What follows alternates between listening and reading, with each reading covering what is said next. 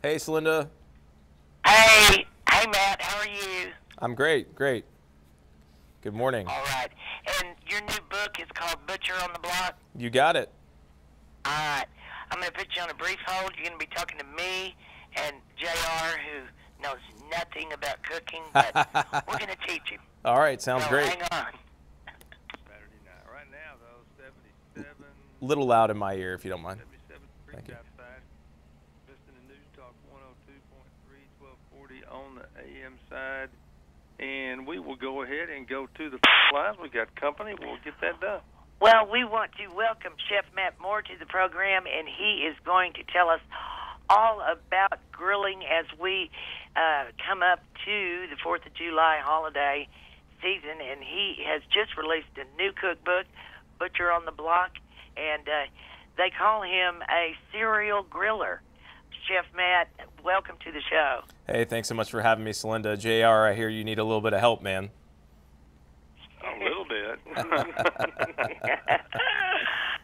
Well, Chef Matt, tell us what's the key thing to remember when you're grilling? What's the first thing we need to know? I love just to keep it simple. And one of my favorites, I use Hillshire Farm fully cooked smoked sausage to add some excitement to everyday meals. We've got a great recipe with a zesty Italian smoked sausage kebab.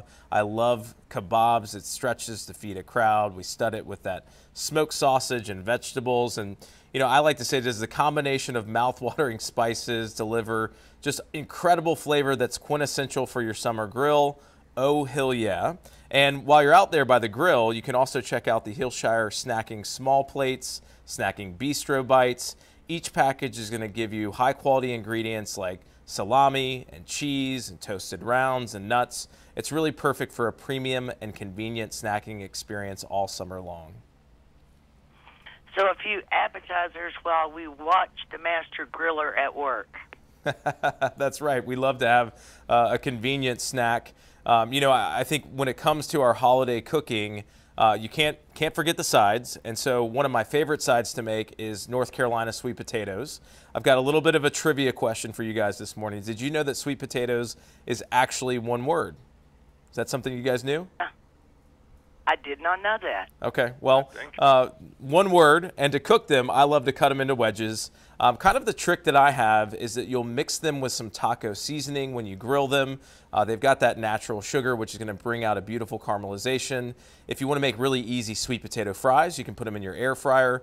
And I love North Carolina sweet potatoes because they are nutrient dense. They've got vitamins A, C, fiber, antioxidants. They're really perfect for any diet. Low in calories, and one of the great things is that you can use them year-round. They have a really long shelf life and they stay delicious. Now, again, I don't think that you can have a 4th of July cookout without another classic favorite, which is going to be our Bush's Baked Beans. They're the sure side of a good time. They have a distinct yet complementary flavor. It's going to pair perfectly with hamburgers and hot dogs or maybe some smash burgers out of my latest book. And whether you open up a can of their original or brown sugar hickory or any other variety, it's always like opening a can of summer. And they actually have a new recipe too, Bush's zero sugar added baked beans. It's the same iconic flavor we love, but without the added sugar.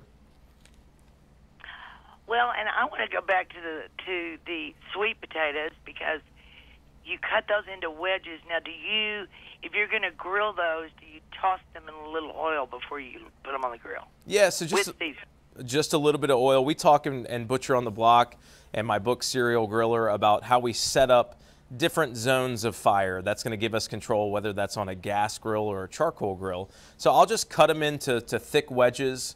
As I mentioned earlier, I really like kind of tossing them in that taco seasoning. Of course, you can get away with salt and pepper. And then what I like to do is put them over that direct heat, kind of get that sear and the caramelization. A couple minutes, it's going to char the outside. And then you can move them to indirect heat, another 20 or 30 minutes, and that's going to allow them to get really nice and tender. So you pick up the smoke from the grill, you've got the char, got a lot of things going on, but just a couple ingredients because we're really focusing on the quality of those North Carolina sweet potatoes. And I wanted to ask you about grilling steaks and thickness. You know, it's a great question. Butcher on the Block, we have 125 recipes. It's game, it's meat, It's seafood, vegetables too, barbecue, grilling, raw, roasted, fried. So when it comes to steaks, you know, a lot of folks are familiar with kind of the call cuts like a tenderloin or a strip steak or a ribeye, and all of those are really great cuts, and we kind of explore some different ideas. So if you have a thicker cut, we explore ideas of what we call kind of the reverse sear, where you bring that entire cut up very low and slow, maybe over indirect heat, and then you sear it off for that beautiful caramelization.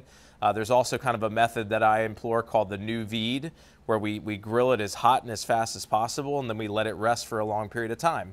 So if you have a thin cut steak, really the thing that you always need to keep in mind is that you're going to cook it super hot and super fast, because you want that Maillard reaction that happens when you grill. You want to be able to caramelize the outside of the meat. But if it's a really thin cut and you're still going for a medium rare or a medium consistency, you got to do that very quickly. If you've got a thicker cut, it gives you a little bit more control and some more options on the grill. And Matt, I wanted to ask you about because a lot of times these days our guests might want seafood. Some people are eating steak. You've got to have some seafood on the menu. What would you say about, for example, cooking salmon? You know, I think salmon is one of the best cuts that you can put on the grill, because it's really kind of a stable cut. So swordfish salmon, it's going to have more like a steak-like consistency. And for me, it's all about setting yourself up for success. So you want to have a clean grill, you want to have a hot grill. And I think oftentimes people, you know, will put a piece of seafood on and then they want to start touching it. And really the idea is that you want to allow the grill to do its magic, the high heat, and it will kind of lift itself off of the grill grates. You could also put it in a cast iron skillet if you want to have a little bit more control. My wife's favorite recipe, every weeknight she asks for salmon. I cook it in a cast iron skillet, but if I want to pick up some of that kind of grilled flavor, sometimes I'll put that cast iron skillet right on my grate. It's going to give me more control. I can toss in some shrimp, and then I can add some things like additional butter or maybe some lemon juice and some acidity. And so you kind of get the best of both worlds. But again, those cuts like salmon and swordfish, make sure you've got a clean grill, a hot grill, put it down, let it do its magic. Don't touch it too much. Flip it one time, you'll be great to go. Great. Hey, now, what kind of grill do you use? I remember reading about all these fancy grills that do pellets and this and that and the other, and you can operate it, you can start it and look on your phone and take care of it till you're ready to go get it, all kinds of crazy stuff. Are you a pellet guy, or are you an old style, there's wood out there, I had to chop it, here we go? I'm an everything guy. I've got a Q cave, as my wife calls it, and I sometimes shun technology, JR, because if it's on my phone, my wife knows I can check that from inside the house. I can't get outside and enjoy the grilling experience. But you know, one of my favorites is the line that Weber makes, from charcoal to gas. They've got a pellet grill, and they also have the griddle, which is taken on kind of the world of Joe's Bar and Grill in your backyard. You can have a flat top griddle. So for me, good grilling is all about controlling heat and temperature. So you don't have to have a very fancy or expensive device.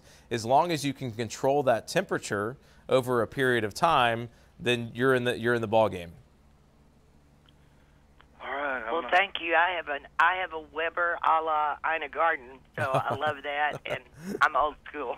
Old school is great. And hey guys, for more information and recipes, head over to dailylounge.com.